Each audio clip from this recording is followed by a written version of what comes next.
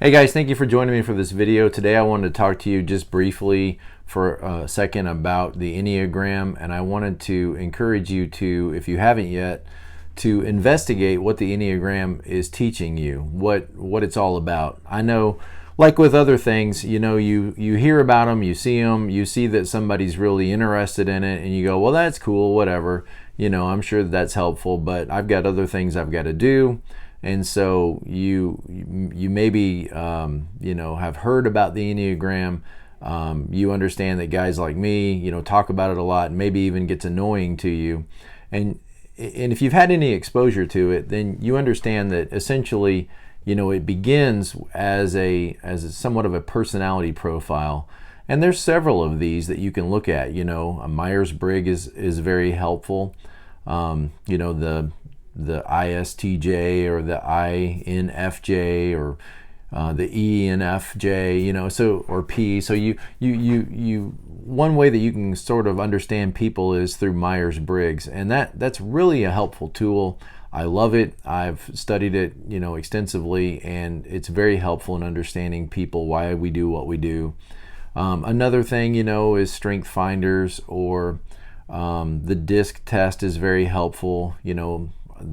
The dominant influencers, and sometimes you think of it as, I like the animal names of the golden retriever, the otter, the lion, the beaver. That's another way to really help you understand people and to understand what makes them tick, what they're looking for, how they want you to share information with them.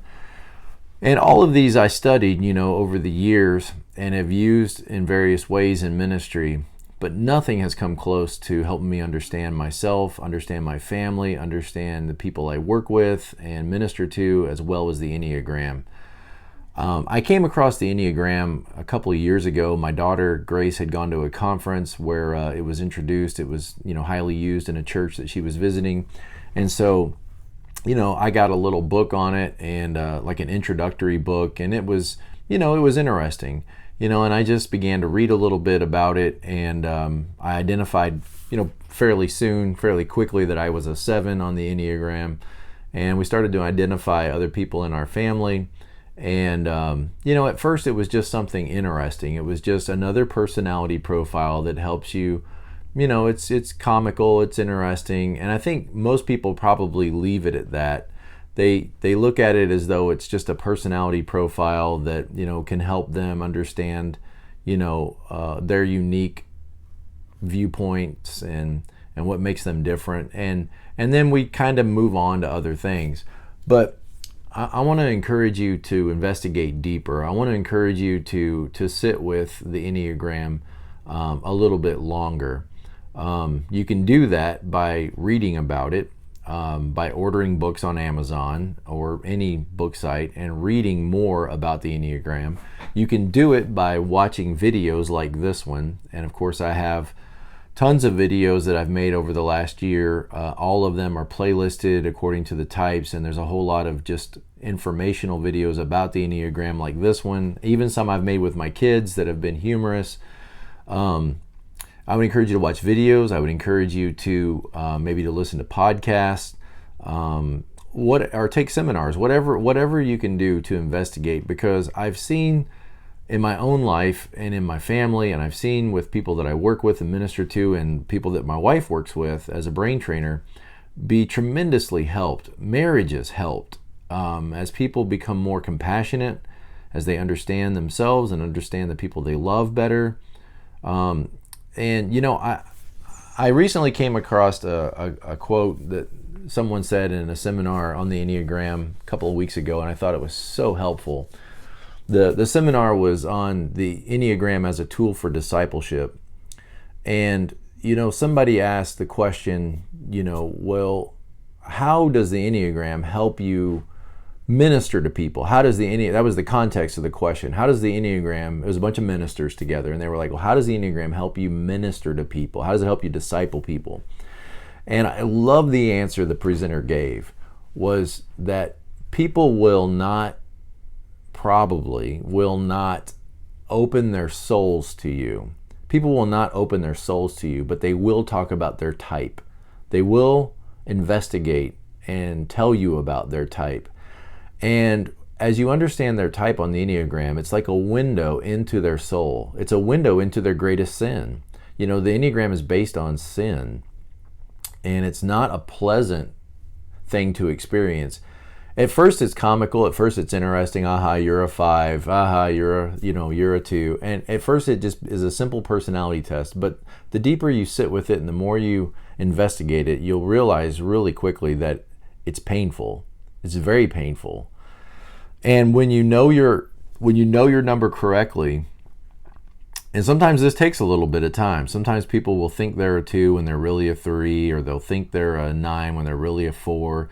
People will sometimes misidentify themselves at first, and sometimes it can take, a while for you to, and when you have that aha moment, that this is who I am, this is my personality, as you begin to investigate and read the lines that you go in under stress and that you go in health, it will be painful to you. It will hurt. You will have that feeling that you have been depantsed, that it will humiliate you.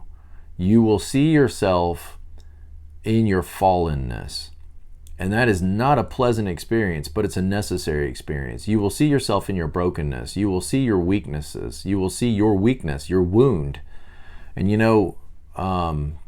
we, as Richard Rohr said, we are healed by the wound. As Christians, we believe that the wound of Christ is what heals us. And it's not tapping into all of our strengths. It's not you're reading the Enneagram and learning about it so you can be a stronger you. It's not tapping into your strengths. It's discovering your brokenness and your fallenness. All of us are broken people, and the Enneagram shows us that. Wouldn't it be great if we weren't any of these numbers, if we were just, a complete whole being? I think maybe in the Garden of Eden we were. But because we now live in the fallen wilderness that we live in, we're all dealing with the effects of sin, of anger, shame, and fear. And so we fall into these somewhat predictable ways of, or methods of trying to live in this fallen, broken world. And to have that exposed and to understand your brokenness and your fallenness is a painful experience, but it helps you to, first of all, have compassion on yourself and others, because people are just operating out of their broken and fallenness. It helps you have compassion for others and understanding of others, but it also helps you get out of the box of your personality. I've had people say, well, I don't like the Enneagram, I don't like personality things, because they just put people in boxes. And I can understand, but that's a very naive, superficial understanding of what the Enneagram is. If anything, it helps you to see the box that you're trapped in, so that you no longer need to be trapped in it, so that you no longer need to just impulse and compulse into action, but you can really think about, why do I feel impulsed in these certain ways, and what can I do to separate from those impulses and to transcend them.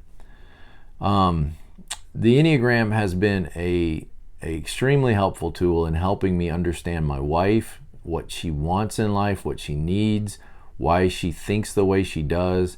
It's helped her to do the same for me, and made us much more compassionate for each other, much more truly, genuinely loving of each other, and understanding of our kids and the people that they fall in love with. And it's just a tremendous tool that I hope that you will investigate and consider. I know you could easily just bypass this and go on to the next, thing of interest to you. But, if you know anything about sevens, we tend to move on from one thing to the other. There's something about the Enneagram that is so foundational. I have not been able to move on from it. It continues to just affect the way I think, the way I act, the way I interact with people.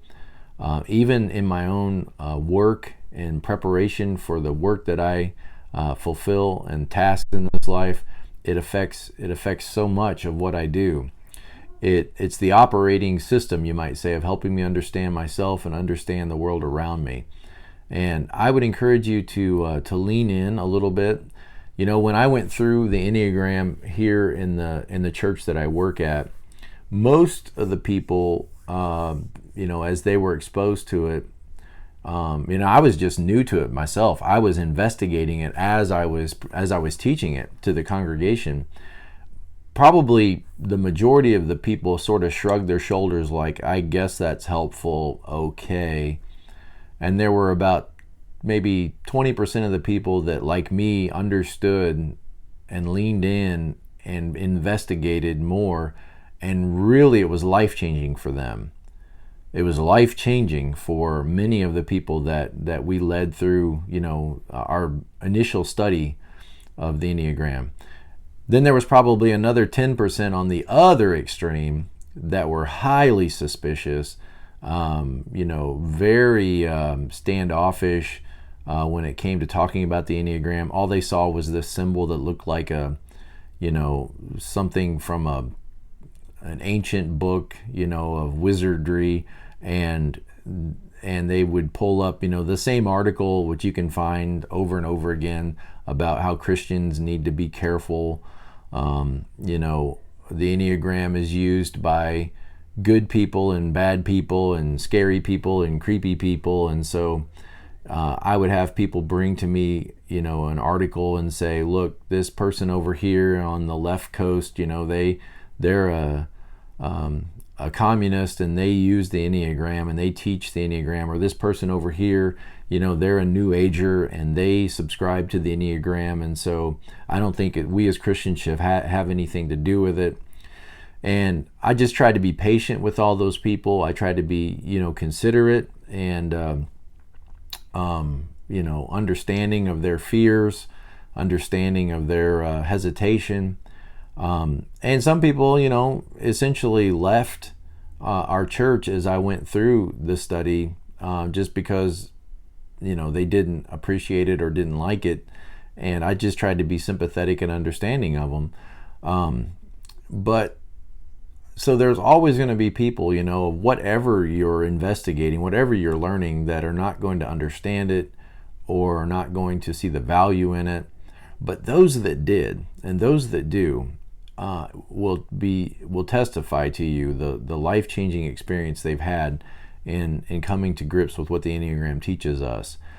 I would encourage you, and again, I think and believe that the Enneagram, and I've read tons of books on it. I've spent a lot of time with it, and of course, I'm as evangelical and as whatever straight-lined as a minister can be.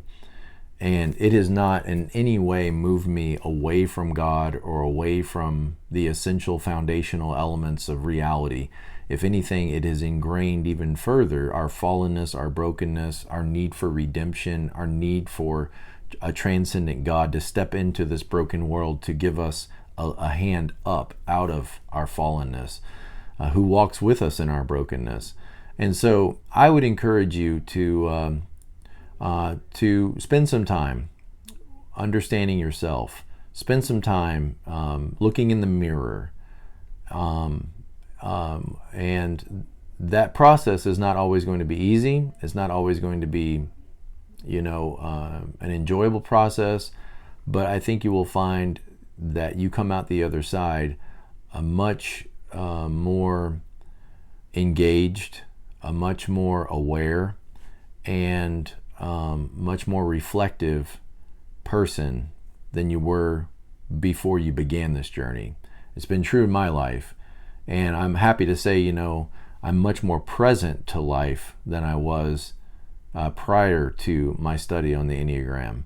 And by present to life, I mean, rather than always focused on what else we could be doing or what we could be doing differently or what else is out there that I think I need, I'm able to sit with the way life is and to experience it as it is and to bring joy with me into this life wherever I go.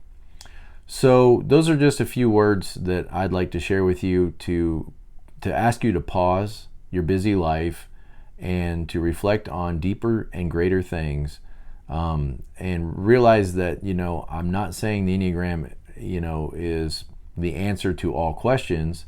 I think the answer to all questions has a name, and his name is Jesus.